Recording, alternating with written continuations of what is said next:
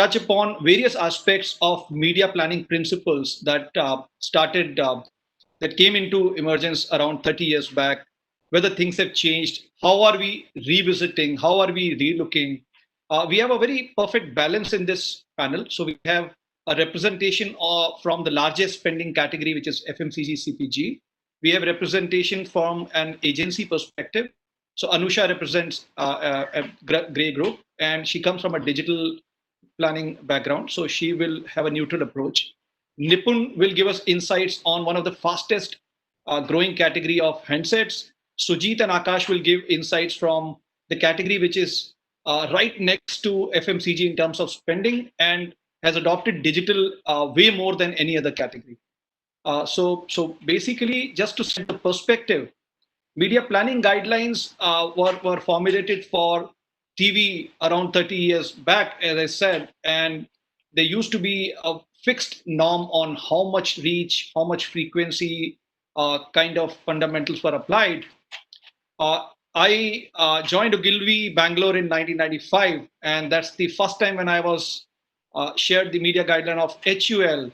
And cut to 2020, when you have platforms like Z5, you have Hotstar, you have YouTube, all OTT platforms, which are now mainstream audiovisual channels, and they reach a very valuable and significantly large user base. But if you look at the planning principles, they are being an extension of TV guidelines to a great extent.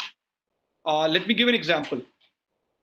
So one of the largest instant noodle brand in India decides to target female audience, that is between the age groups of 22 to 44 years, as their primary target audience. Now, this throws up the first question, saying gender bias in targeting, is that appropriate in today's environment? So today's world, mobile is becoming an entertainment and commerce hub. The role of influencer, buyer, and consumer is merging into one. The same person, let's take an example, a 20-year-old female or a male member at home could be exposed to an instant noodle communication while watching, say, an OTT platform. They could potentially order cooked format of noodles from Zomato or Swiggy, or raw format from Amazon and Flipkart in the same session. Now, are we really serious that we should only look at women? That means housewife, mother. Is she going to be responsible for buying? Or has the world changed around us, specifically for new media that's emerging? So my first question is to Suklin. Suklin, in your experience, because you work for Beckett Venture and handle one of the largest brands in India, what is your experience in this scenario? Is there a gender bias? Should that be considered? Share a little more in that area with us. I think, Rajiv, thank you for a wonderful question. I think I mean, it's a privilege right now to even be discussing this and actually recognizing the fact how much of the world has changed post the pandemic, right? So, if as for all of you who are aware, Reckitt Benckiser is one of the largest home hygiene companies. They have health, hygiene, and nutrition, and within that, I take care of the home and hygiene part of the business. Where if I focus squarely on cleaning, right, which used to be in the past considered to be a domain of women, but today, post the pandemic, in all honesty, if we look around ourselves, we would notice that the gender divide is actually broken, where everyone is actually contributing to helping the families cope in the times that we're living in. So fundamentally, in the way we deploy media, it's a reflection of society as well, right? Because you are fundamentally in the business of generating revenue. You are targeting your shoppers, you are targeting your consumers, and most of all, you want to influence the household. So let me take the example today of brands like Harpic, brands like Lysol. Today, the purchase decision is no longer being made only by the woman. The husband has a big role to play because it's finally about the health and well-being of the whole family. So I think to your first question, Rajiv, is the gender role from targeting standpoint getting reframed? The short answer is absolutely. And we actually started doing that about 2 years ago, not just in the way we were depicting the conversation or the narrative in our advertising, where today the new ad that would be breaking now for Harpic in like the next week, you would actually be able to see where the protagonist is not only trying to influence the homemaker, he's also influencing the guy in the house. Because the decision for how to protect your family perhaps belongs to the whole family, right? And I think in media targeting as well, especially when we talk about rural India, there again, the gender divide completely breaks because your mobile phone is perhaps registered in the name of the man, but still it's a shared device in a lot of cases. So when you target as well, a lot of times women are not the shoppers, but they're only the influencers. So in that context, again, advertising is again targeted to both men and women. If you really have to get the families to adopt superior hygiene. So to your question, I think Rajiv, today digital allows you to be even more focused. In television, country which is a country where there's still one television set for the whole family. It's typically a 21-inch TV which is shared by a family of five. If we were to look at just averages, but mobile is a personal consumption device. So allows you to create a much more personalized narrative. And I think that's where there's an exciting opportunity for all of us as marketers. And over to you.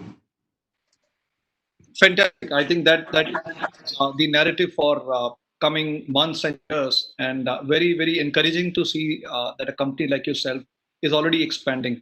So one is in terms of roles, and second in terms of targeting. Great. So Anusha, to you, you come from a very rich background.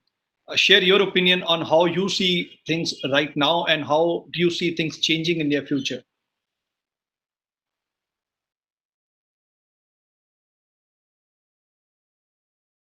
Anusha, you're on mute. Sorry about that. Thanks, Rajiv. Actually, I loved what Suklin said. But what I'm going to do is try and see if I can take this question slightly differently. Okay.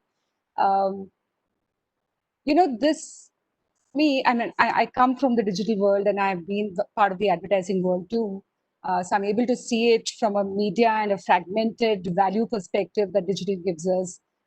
And also see it from the holistic brand perspective that, agencies are part of. I think the first thing I want to kind of say is that honestly, while digital has happened in all our lives, principles of brand building haven't changed. Whether we go OTT in media or we go digital in media, brand is a brand, and the way marketers look at the principles of brand building hasn't really changed much. And that's an evolved field, right? Now, choosing your target audience is actually part of this decision making, right? I'll take an example of one of my clients. For example, a fitness gear, for example, is the product, and and professional, marathoners, swimmers, runners is really the core target audience for this whole thing. Now, it's a choice we've made to go after people who are now. I can broad base this target audience and actually say that, I can also look at people who are not necessarily professionals but want to be professionals, and I can broad base this, or I can decide as a brand based on many considerations saying, no, I want to go niche and I want to close in on this professional community. Now, there are many things that go into making these decisions. Budget could be one of the biggest decisions on how I manage this whole thing. The point I'm trying to make really is that its principles of brands haven't really changed, whether it is OTT or digital. I still choose this word really well. But having chosen it, for example, let's say I've decided that professional runners are my community, and that's the person I want to focus on.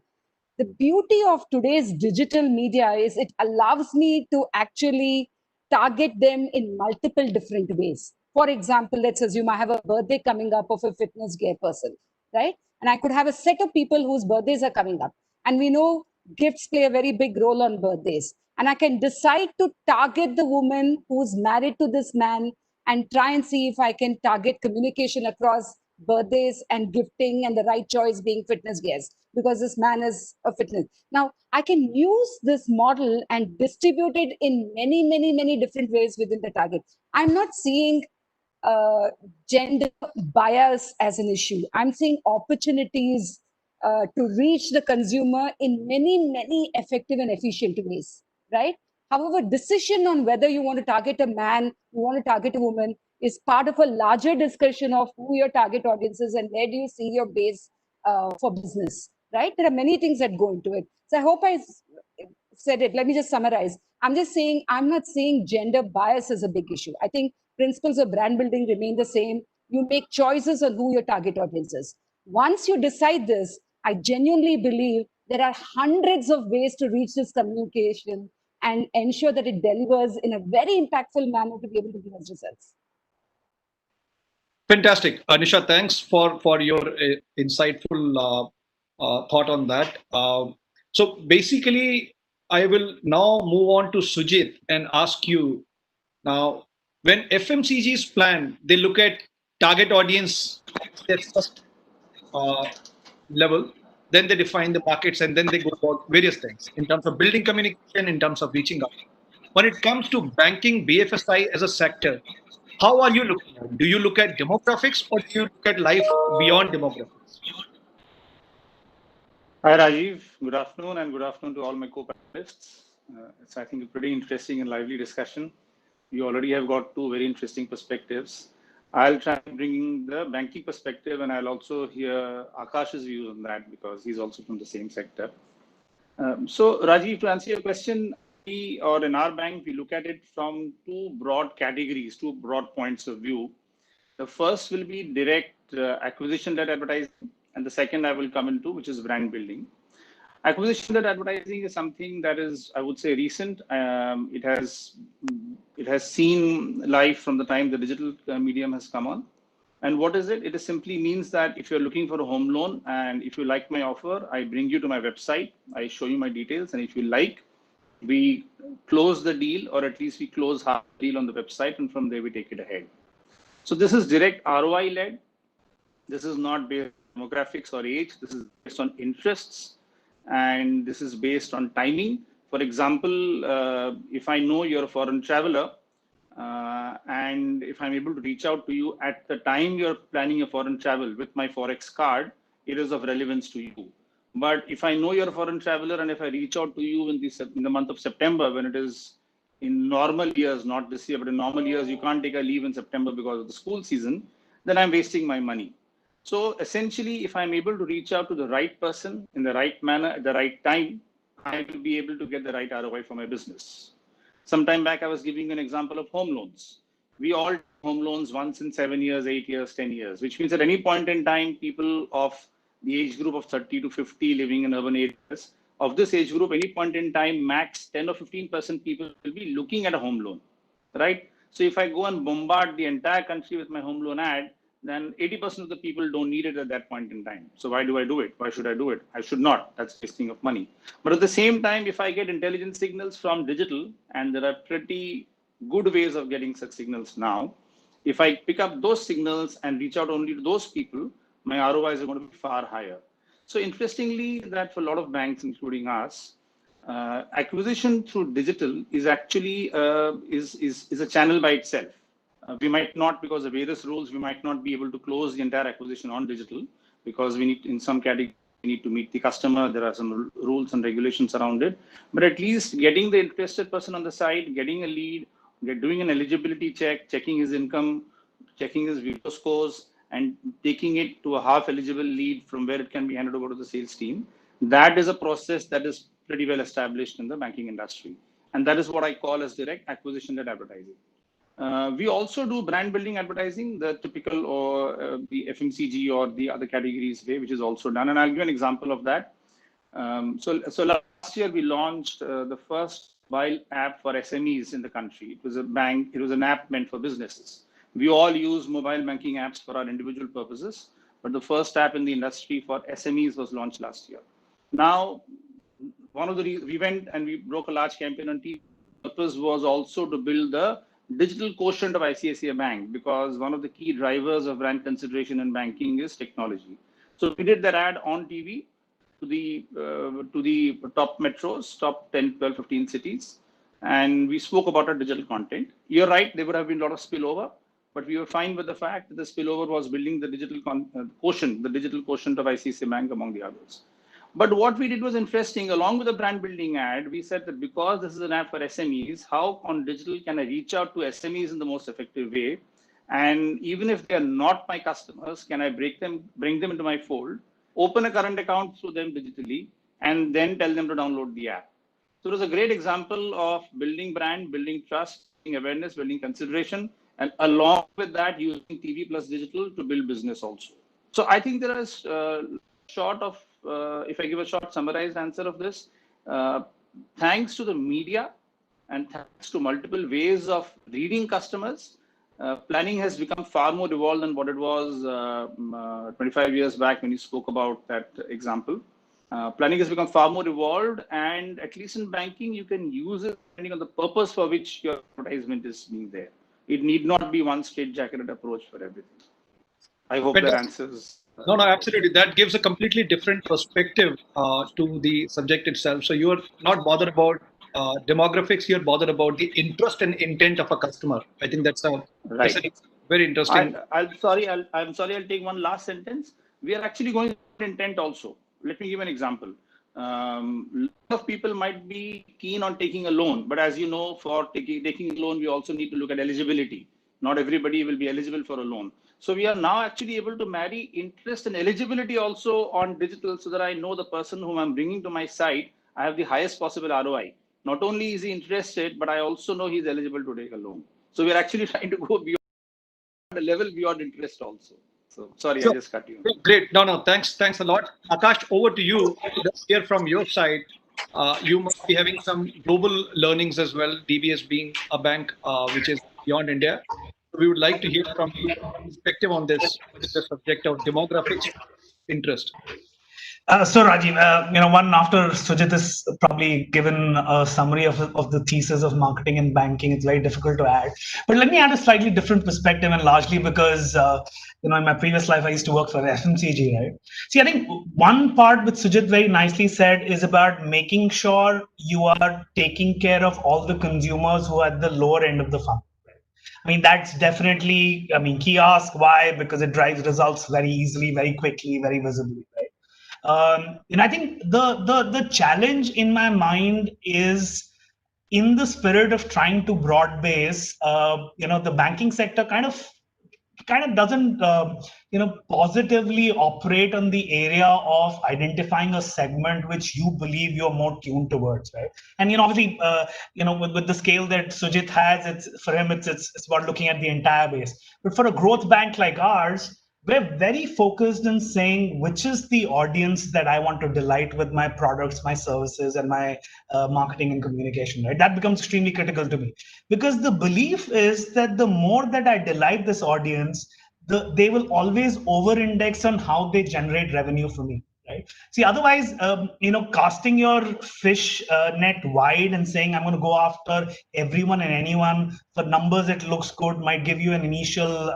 bump in your returns as well. But then over a period of time, you want to stick to the people who deliver maximum results, right? That's point number one. And I just want to extend that, and I love what Anusha said, right? The choice for every brand, right? The brand has to mean and stand for something to the target audience, right? And even the example that you took of the India's largest noodle brand, and having worked on that brand, the choice always was, if I have a finite budget, and Anusha mentioned that, which is the audience that I'll go after first? And this is the audience where I believe the returns will be over-indexed, right? So I think that's the choice that marketers, whether it's FMCG or banking, we have to make consistently in saying, where am I getting maximum returns out of my money? Yes, for banking, lower funnel, extremely critical. But even on areas of choosing a brand positioning or a messaging, the question is, who's the audience which is going to give you maximum returns? I think that gives a very clear perspective. You have in fact sliced the audience further. You're saying that let's go behind not only people who have an interest, but also that make long-term commercial sense in terms of giving them customer delight, and that delight can only happen if it's a true give and take. Let's move over to Nipun. Let's hear you out, Nipun. What's your experience? How do you guys look at audiences in terms of demographics? How do you plan media? Okay, sure. So hello everybody, and it's a delight to be amongst all of you today. See, for Vivo and our category, unlike a lot of other categories where sometimes the decision making is more impulse, because the ticket size is usually say 50 rupees, 100 rupees, 200 rupees. In our case, the minimum ticket size for a brand like Vivo is 8,000 rupees and goes up to 50,000 rupees. So when the latest product we launched is close to 50,000 rupees. So when the price point is so high, and in a category like mobile phone, what we've seen is that the audience is highly involved, very well aware about what features they want, what price they want, what are their priorities. People do a lot of research before they will really go out there and spend whatever money they have decided to spend. And somebody who has lesser money will, of course, still spend, say, 10, 12,000, 15,000 rupees. And somebody who really wants to push it can even spend up to 50,000 rupees. So mobile phone purchase is a highly involved purchase. The decision-making cycle also is somewhere between 30 to 45 days on an average. And with that kind of decision-making cycle, whenever we plan our media, whether it is digital, influencer campaigns, television, print, outdoor, we also keep in mind multiple aspects, starting from when the customer will actually start thinking about a phone change, so pre-purchase to purchase is very important. Then the other thing is also about trade, because Vivo, we primarily focus on offline, and that's where bulk of our sales come from. So in our case, the moment there is, say, a new launch, and there is a heavy campaign on television, on digital, then automatically the interest and the confidence of the trade also boosts, and that also helps in the overall scheme of things. So these are the two parts which I wanted to share with you when we start thinking about our planning, which is a longer life cycle, and more involved purchase, and educated audience. At least when it comes to mobile phone, they do a lot of research. And lastly, confidence booster for the trade as well. Sure, great. I think that builds a very good perspective from a very good set of panelists that we have. Now, this actually forces us to think in a direction that let's look at the businesses that were built around 100 years back. FMCGs, FMCG as a category is the grandfather of advertising. Every single principle is actually coming out of the house of HUL, PNG, Reckitt, GCPL kind of companies. If you look at the businesses that have shaped up or scaled up in last 20, 25 years, the way they look at media is very different.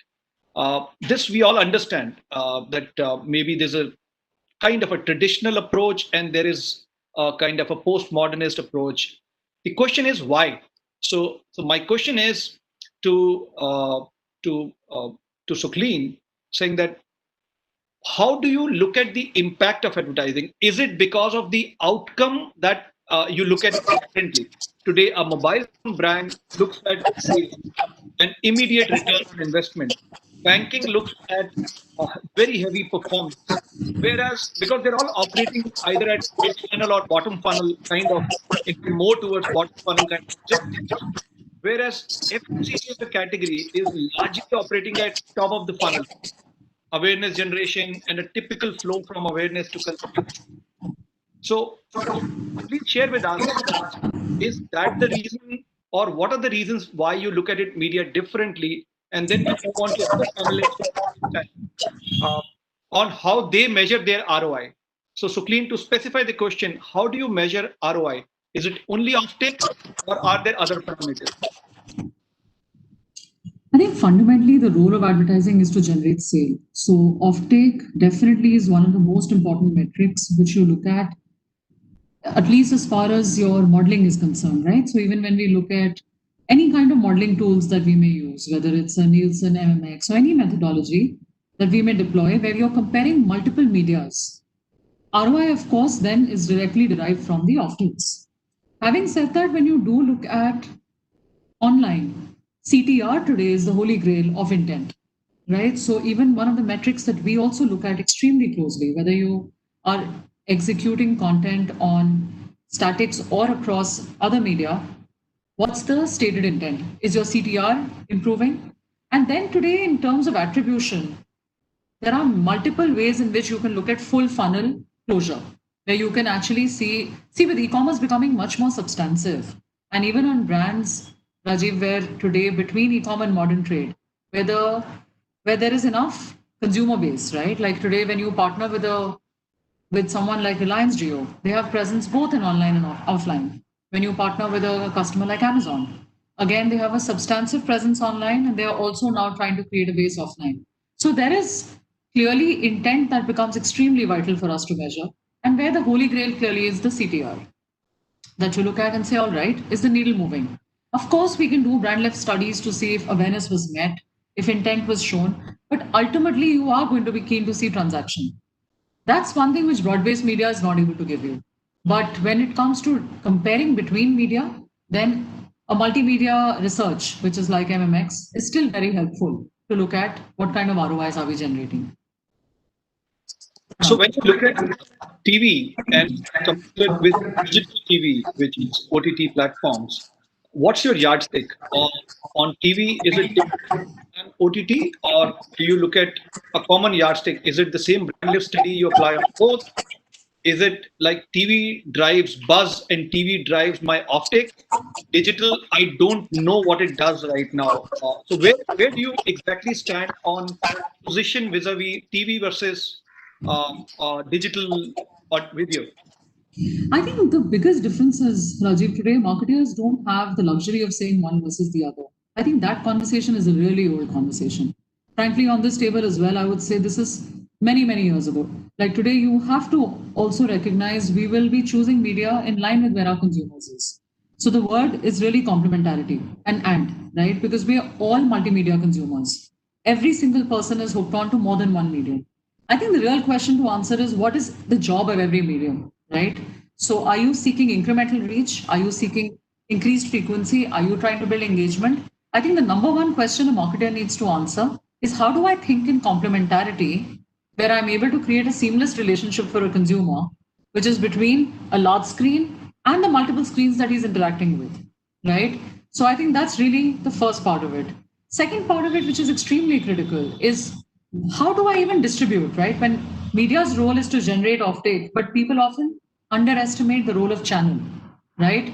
The reason why today digital is actually proving to be extremely efficacious in DFSI, in luxury, in e-com, it's also because of the transaction loop, right? But if your transaction is actually going to happen in deep trade or in rural or in lower income India, then you also have to make sure that your media strategy tailors to that. But I think the operative word again is complementarity, right?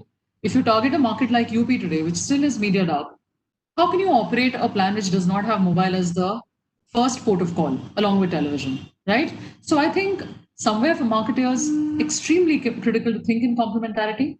And second, when we look at MMX, the yardstick you will apply is what are your drivers of offtake?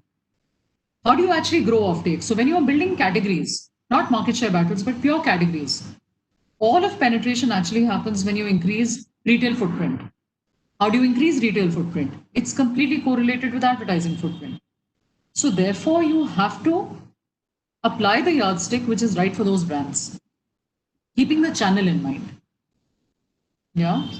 Sure, sure. No, that's good. Anusha, I would like to hear your view on the subject of uh, how do you measure success and what has been your experience of working with brands.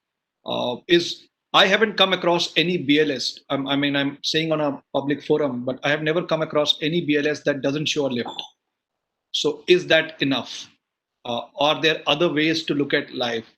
Are people questioning that, saying that offtake is too delayed because purchase decisions, like Sucleen said, is dependent on availability, on various other things.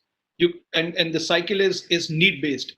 I mean, I need to run out of a product at my house for me to go and pick it up or order. So now, in that kind of a scenario, how should FMCG as a category, which again goes through this, there's a difference between, like Sucleen highlighted, between an e-commerce oriented approach, a home delivery oriented approach, versus an FMCG where the cycle is very different and it's trade led. What do you feel, or what is your experience on how marketers are revisiting and how are they planning to look at future? You're on mute, Anusha. I'm doing this again and again. So actually, Sucleen answered this question really well. Let me try and see if I can add to it. Right? See, no amount of work can be justified in advertising or digital or anywhere in the world if it does not make the brand win. And when you make the brand win, it is obvious if sales does not take off, right? And it doesn't convert for the brand, no amount of work can be justified in any which way. Logic tells you if the work is right, relevant, delivered at the right time, at the right place, in the right way, it should result in, ROI. The final ROI, whatever we say, is really in the brand converting into sales, right? It's very clear that's the space that we need to operate in. Now, obviously, life is not as easy to measure A is equal to B, right? There are multiple other metrics and ROI measurement scales which lead us to this behavior. So every platform has a role, like Sukheen said. If we know, for example, exactly what TV is going to deliver for us and what digital is going to deliver for us, if we, very often a lot of us just go into the digital world and say, I'm doing this on TV. Digital is a necessary thing today. I cannot ignore it. So I'm going to do something, which means I will just put that ad on digital and create a little bit of incremental reach. So I'm not able to confidently look back at this platform and medium and say what result or ROI it gave me, right? I'm clearly able to see I spent a lot more money on TV and it definitely showed sales increase that in the next quarter. So I know something happened here, but I'm not able to put my pulse and say what did digital actually, and which is really where we all need to be extremely careful. While digital is a very, very default platform today, there is no logic and we don't need to debate it. But I think each one of us should question what we are trying to achieve on digital. If you're able to put that, for example, a larger objective could sit on TV, no problem. As long as we're able to put a specific objective and measure that objective, you will not be able to connect the dots back to sales and figure out whether it's working for you or not working for you. Again, like Sukhleen said, you follow your consumer. If your consumer is on digital, you're on digital. If your consumer is a retail market which is not on digital and more heavily on TV, obviously you'll follow them there.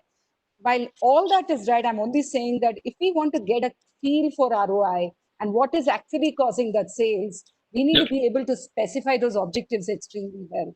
One of the things that we recently did for Procter & Gamble in China is really put all the KPIs, immediate KPIs and metrics of ROI. For example, it could be social gave me this kind of a sentiment, this kind of a positive sentiment, this kind of a reach, whatever those numbers that we put together, or, through TV, I'm able to get this kind of GRP.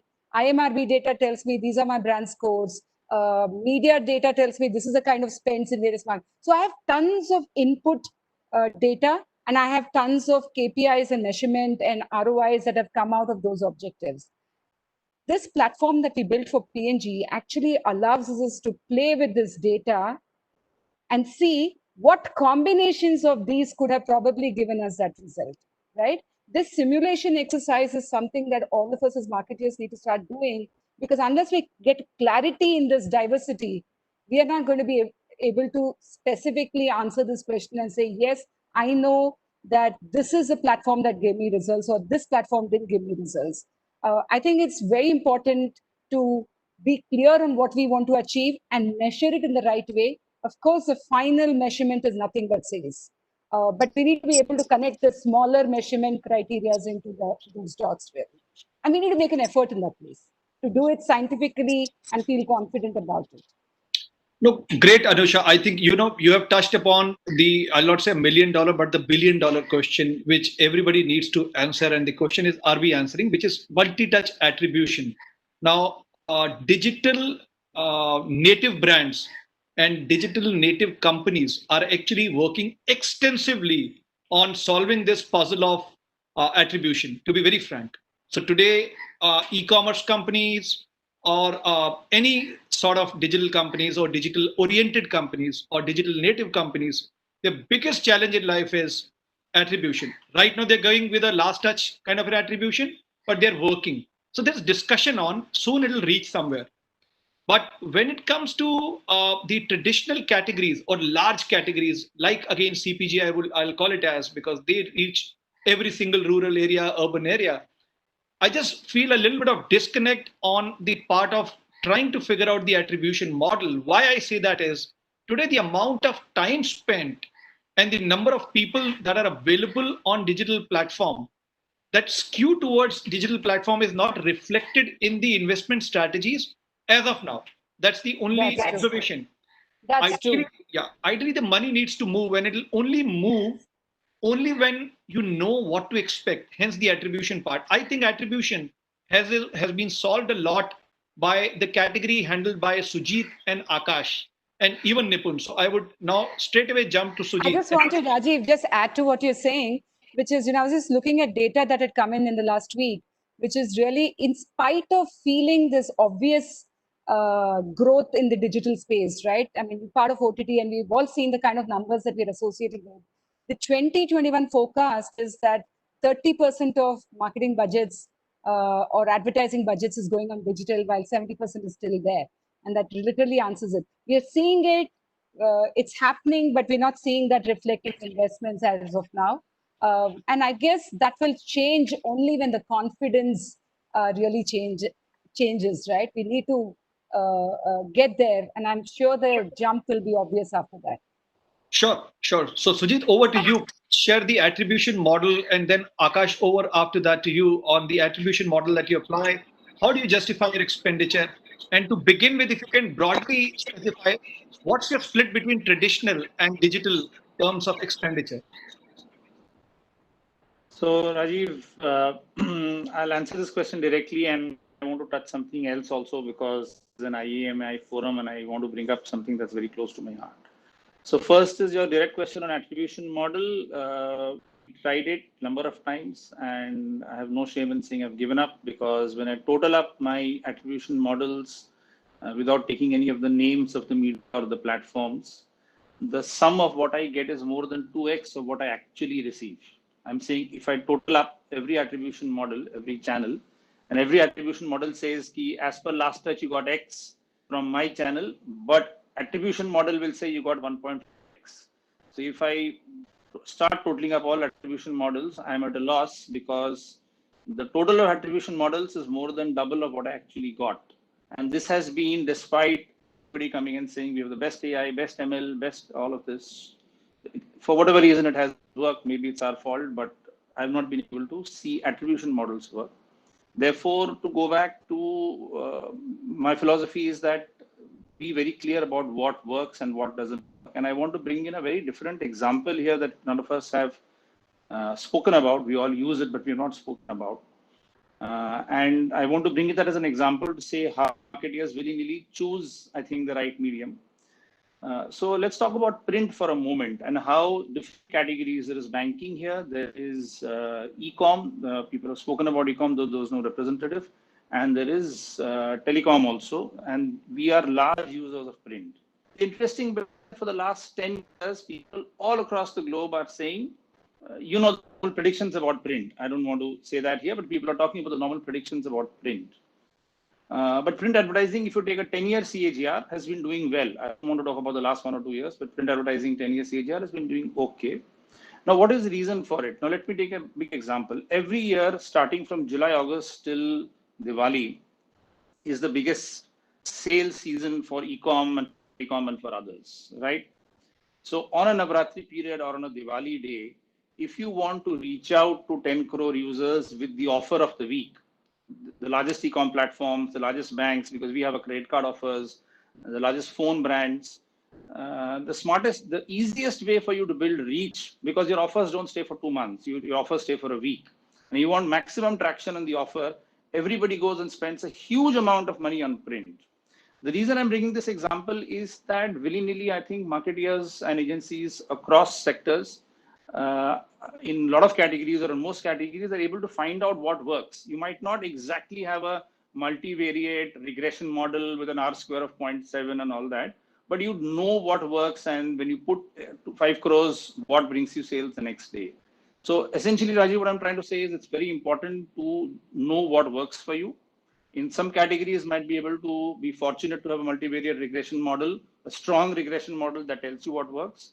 In some categories, the regression model might not be there. Like I have not been able to arrive at one, but you should at least know through trial and error what media works for you, what messaging works for you. That's point number one. Point number two, I want to completely change tack with your permission, and apologies, I didn't discuss this with you earlier, but that is a question of time spent. We're all discussing time spent, and I'm bringing this up hoping that if somebody is in IMEI is hearing, then maybe we can do something about it. It's a problem that I try to tackle since the last 18 months. Yeah, okay, I'll keep it short. Absolutely, I'll finish in 60 seconds. I've got a message from the host saying keep it short. So last 18 months, I've been trying to understand what is time spent for my core TG, males 30 to 50, working adults, not only males, all working adults 30 to 50, staying in top 15, 20 towns. What's time spent? If I total up the IRS data and if I total up the various data that comes on digital, Rajiv, my problem is even pre-COVID, when people used to go to office, the average time spent on all media, TV, print, OTT, digital, social media, all put together is more than 8 hours a day. Now, this means that if you're working 8 hours a day, we are commuting 2 hours a day, we are eating 1.5 hours a day, and we are on social media and all sorts of media, not social media, all sorts of media for 8-10 hours a day, then we don't have time to sleep.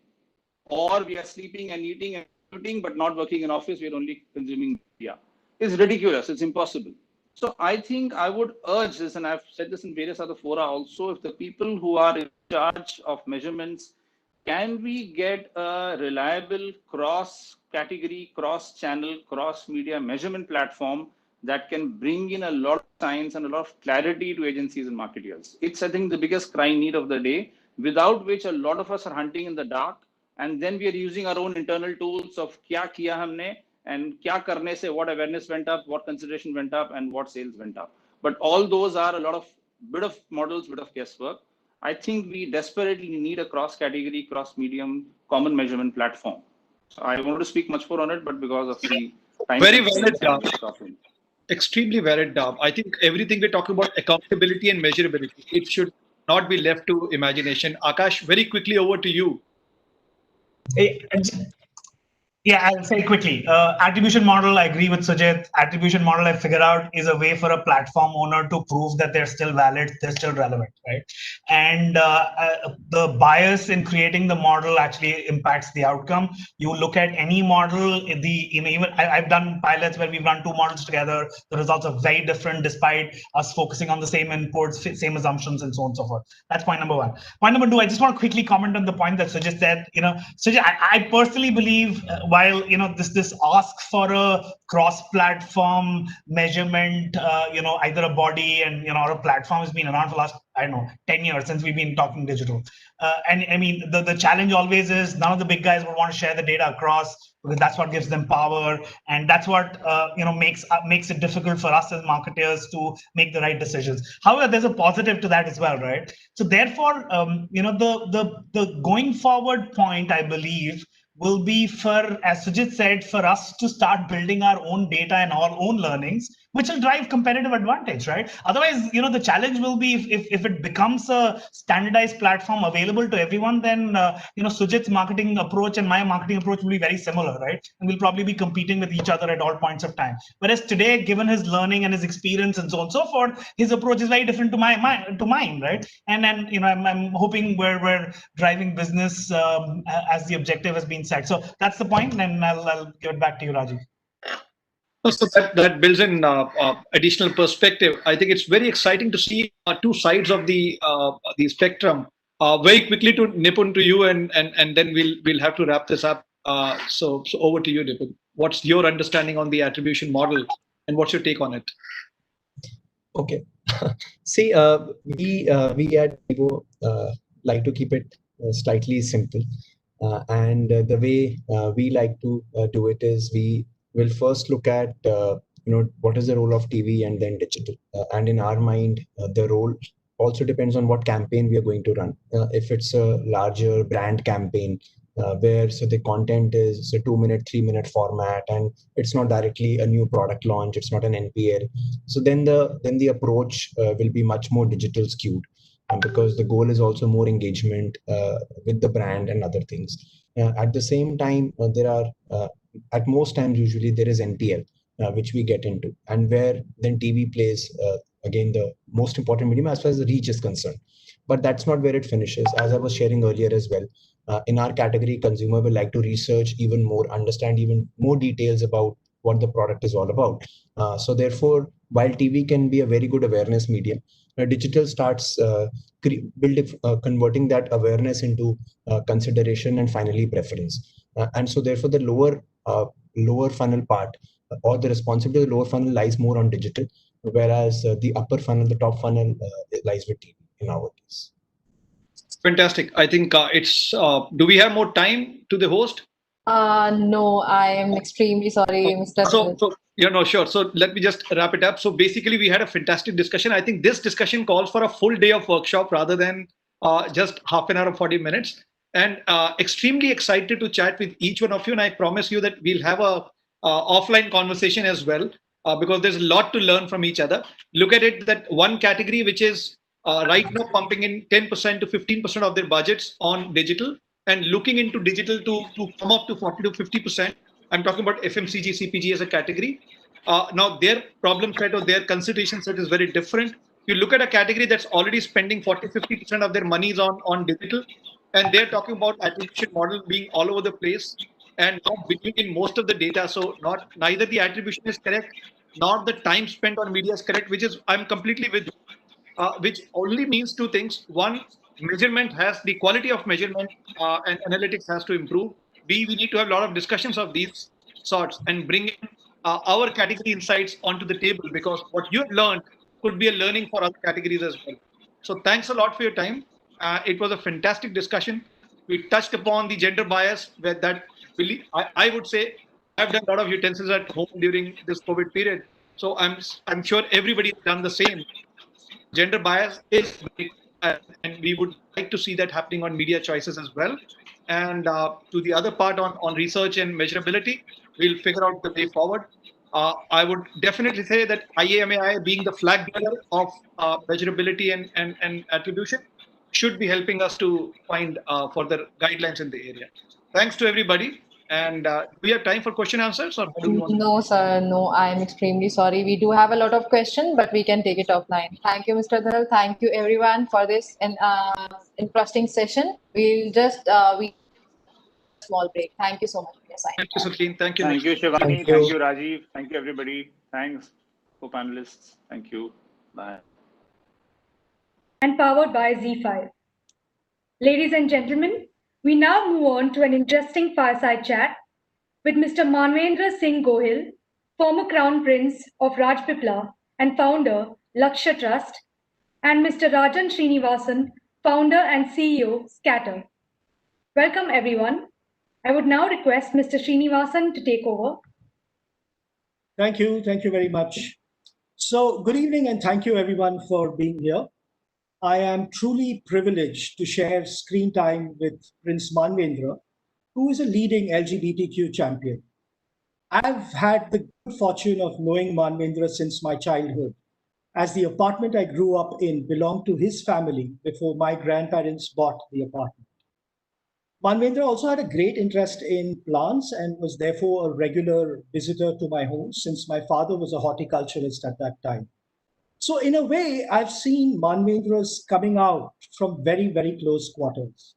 I salute his belief in himself and the strength to take on the world while leading an enlightenment campaign about the LGBTQ community. Manvendra is no stranger to media attention. He's featured on the Oprah Winfrey Show on more than one occasion, opens international pride walks and festivals. He's written about in leading international and local publications, recently the New York Times. Simply put, he's quite a media magnet. Today, Manvendra is going to go beyond the regular conversations about diversity and inclusion, right? He's going to address this august audience, and pardon the pun there, but